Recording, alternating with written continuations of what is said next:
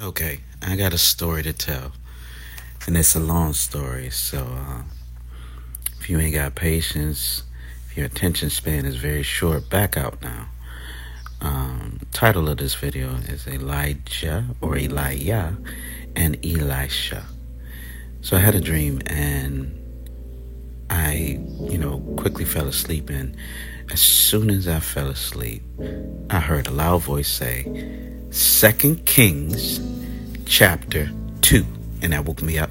And of course, I read 2 Kings chapter 2. Now, 2 Kings chapter 2 talks about the story of Elijah and Elisha, and when Elijah was taken up into heaven, and how that whole story went. But this area here is a part of the northern kingdom of Israel, and you'll see in this area, these are some of the areas in the story. So especially if you're looking at Jericho and Bethel.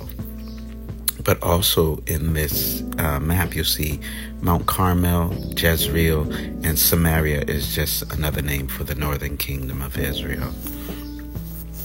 But in the story, in 2 Kings chapter 2, they started in Gilgal. Now, Gilgal is just above Jericho, and they walked to Bethel. And, Elijah said to Elisha, hey, I got a word from Yah, and he said, go to Bethel, and you stay here. And Elisha was like, nah, wherever you going, I'm going. Okay, so he's like, all right, cool. So they went to Bethel. When they got to Bethel, the prophets there, because there was a bunch of prophets, and there was a school of prophets, and actually the prophets lived in Gilgal, and they were there too in Bethel, and it was like, hey, the word of the Lord says, the word of Yah says that, Elijah is going to be taken up today. And he's like, yeah, I know that. I heard that too. Be quiet. Like, stop talking about it. So then they go to Jericho. Same thing, Elijah said, hey, word of the Lord came to me, word of Yah came to me. He said, go to Jericho. I'm going to need you to stay here. And Elijah said, I'm going to need to go with you. Wherever you go, I go. So he went with him to Jericho. Elijah was like, all right, cool. So they get to Jericho, and Elijah's now like, he's like, what do you want, man? What do you want from me?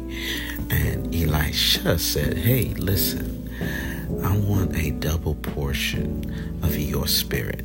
Whatever your spirit has, I want double. And Elijah was like, that's a hard thing. It's a difficult thing, but if you see me when Yah takes me, you'll get it. If you don't see me when Yah takes me, you ain't getting it, So he's like, all right, cool. And so they're in Jericho, and they're there by, the Jordan River. Elijah puts his cloak, he wraps his cloak up that he had, his prophet's cloak, and hits the water. Water splits in two. They cross over on dry land. And now it's just the two of them there, Elijah and Elisha. And all of a sudden, chariots of fire, horses of fire come out of nowhere, and it's a whole whirlwind, and Elijah gets snatched up and taken up into the heavens. His cloak falls, and Elisha is there to see it. Now Elisha is by himself, so he grabs the cloak. He tears his clothes, like, that's his mentor, right? So he tears his clothes because his mentor has to leave, and they really close. They're close. But he grabs the cloak that Elijah has dropped, and he goes back over to the river Jordan, and he hits it and crosses over. Now, as he crosses over, of course, there's prophets there too, and the prophets see this, and they're like, oh, snap, he got what Elijah got, and Elisha proceeds to do a bunch of things, like a bunch of miracles and things, right? Like the waters in Jericho were poisonous, so poisonous to the fact that if you drink those waters, you would either die, like you're going to die today, right? Or it would cause you to be barren, like you can't have any children. Elisha healed the waters and also the land and made it fruitful again, because the backstory of Jericho, that was a very fertile place, and something happened to where it wasn't fertile anymore, and the waters actually brought death. He goes to Bethel. A bunch of kids come out. They say a group of kids. They didn't give you a number. And the kids start making fun of Elisha. Apparently, Elisha was going bald, or he had bald spots. And they made fun of him. Elisha cursed them. There was about 42 of them that these two bears came out of nowhere and ate them. I was like, yo, that's crazy. And then Elisha proceeds to go to Mount Carmel, which is up there pinned in yellow. But I just thought that story was interesting. And it was interesting in the story, the fact that everybody knew the word of Yah.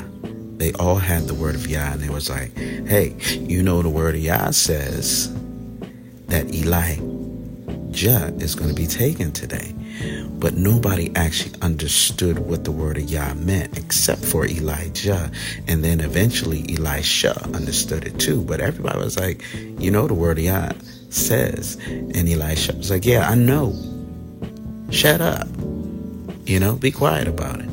But they didn't understand that what it meant is that Elijah was actually going to be taken into heaven, into the Shamayim, right? They didn't understand that part.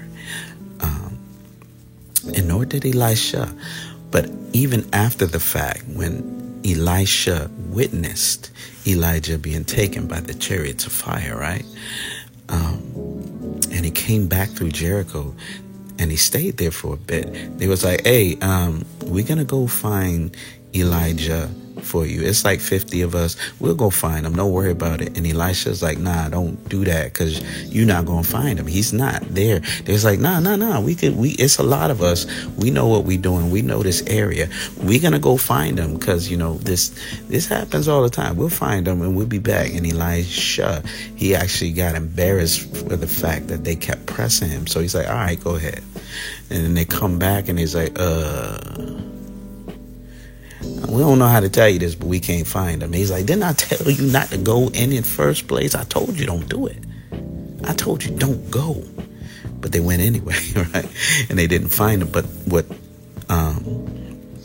was profound to me is that they were used to seeing Elijah being taken by Yah, like just taken up by Yah and transported somewhere else. This dude was out here just like teleporting places, just everywhere, being taken. It was like a common thing for them to see that. So when they got the word of Yah that says Elijah is going to be taken today, they was like, oh, he's going to get teleported again like he usually do. This dude, you know, he was in Mount Carmel, and then the spirit of Yah came on him. He got super speed and he ran to Jezreel and beat Ahab. We know that. Like, he does stuff like that all the time. Oh, he just teleported from here to there. He was translated from here to there. He does that all the time. So that's probably what's going to happen today. And, you know, that's what kind of threw me off too, is like, oh, snap. Like, they're used to seeing that. And the fact that this dude is just teleporting everywhere. Not only did Elijah,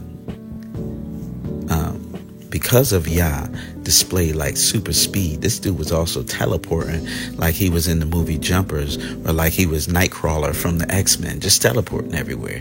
Like, I say all this to say that Yah is so amazing. He's like so amazing, and these stories are so amazing. But when you actually sit down and take the time to actually read it and then study it and then actually look at what they're actually saying is happening in these stories, it's like you just get so mind blown. And then it's mind blowing to the fact that when you realize that movies, books, media, people in general in other nations actually copy these things that they witnessed and that they heard about. They copy these things. It becomes even more profound. So, yeah, there's that. That's the story.